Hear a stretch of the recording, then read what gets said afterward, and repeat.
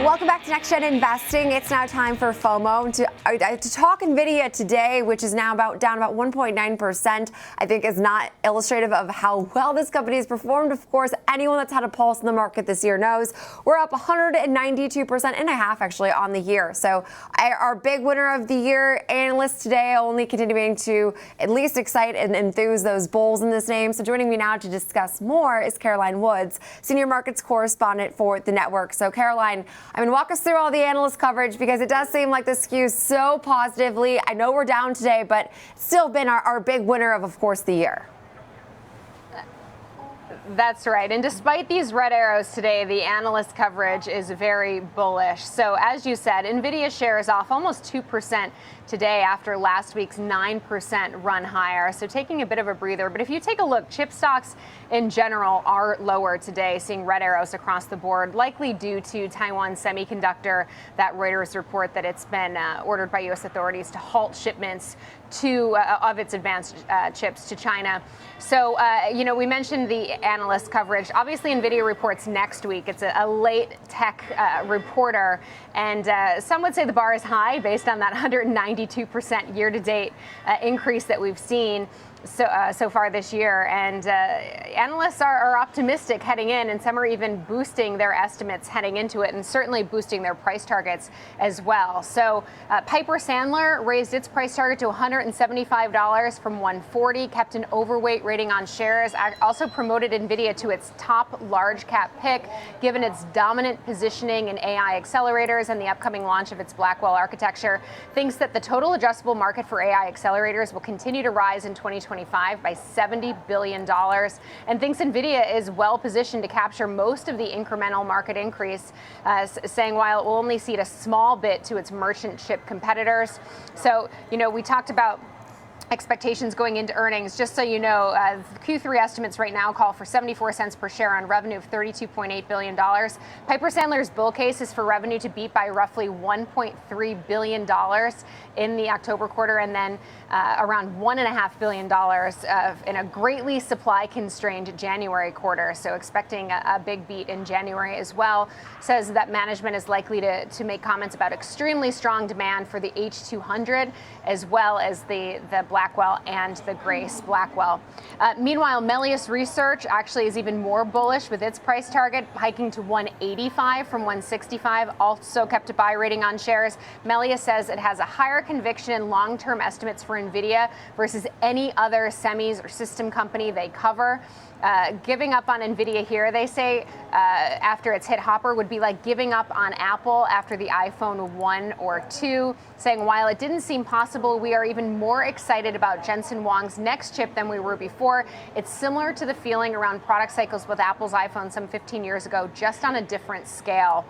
Meanwhile, Morgan Stanley is expecting another very good quarter, maintained Nvidia as a top pick, raised its price target to $160 a share from $150, also has an overweight rating on shares, expects another very good quarter, as I said, although thinks the bigger upward revisions will happen later in the year as the current environment is completely constrained on Blackwell and also partly on the H200. So Wall Street commentary, very bullish. I will say, I had Logan Gillen from Jewel Financial on the Future Show today.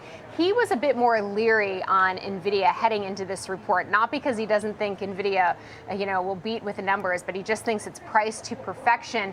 And similar to what we saw with Microsoft and Meta, he said, investors were looking for any chinks in the armor with valuation. So he thinks the setup is a bit tough for Nvidia heading into that report on the 20th. So he was saying he would need a substantial pullback before getting into Nvidia shares. So that was definitely more cautious than we're hearing from some of these Wall Street firms right now. But Nvidia shares under pressure today, as we said, down a little less than 2% right now, but up 9% this month, up 193% year to date, and up 200% over the past 1 year.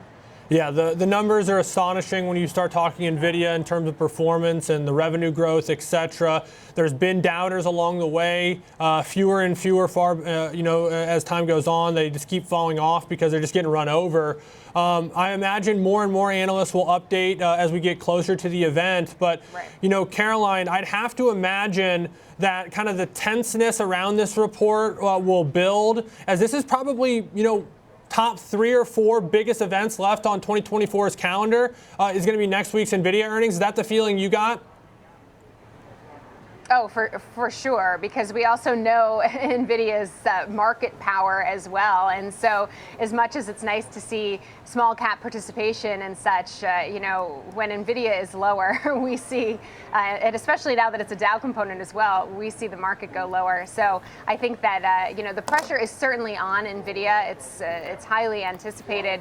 And you talked about other analysts' updates. We have been seeing those price targets kind of come higher, because if you take a look, the median price target for NVIDIA is $150 a share, which is only, call it $6 away from where it's currently trading right now. And that's despite the fact that 90% of analysts rate NVIDIA as buy still, despite these really impressive gains that we've been seeing. Now, at the high end, 203 is the highest price target on the street that I can see.